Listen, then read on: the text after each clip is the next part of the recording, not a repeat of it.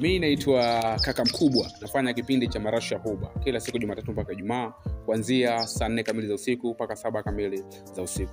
Jana ilikuwa ni Father's Day, leo ni siku ya mtoto wa Afrika. Leo nataka nifahamu malezi mabaya ya mtoto. Mtoto akiwa na malezi mabaya, akiwa na tabia mbaya, hii inasababishwa na nani? Kati ya mama au baba? Watu wanasema kazi ya baba ni kutafuta pesa. Watu wanasema kazi ya mama ni kulea watoto, mwangalizi wa familia. Inapotokea sasa huyu mtoto anakuwa na maadili mabovu, anakuwa na tabia mbaya katika jamii, inakuwa nani analaumiwa hapo? Kati ya mama au baba? Kutoka Mwanza, ripota wetu pia naye atazungumza na wakazi wanaoishi Mwanza ambapo watatoa maoni yao, lakini Kigoma pia ripota naye atazungumza na watu wa Kigoma watatoa maoni yao. Kenya pia ripota wetu naye atazungumza na watu kutoka Kenya watatoa maoni yao. Nawe ambaye unanitazama unaweza kuzungumza na mimi kupitia akaunti zetu NFM Tanzania, Facebook, Instagram NFM Tanzania, YouTube ni NMedia TV. Mimi ni Didas Muujiza, Facebook, TikTok pamoja na Instagram. Chapa ilale.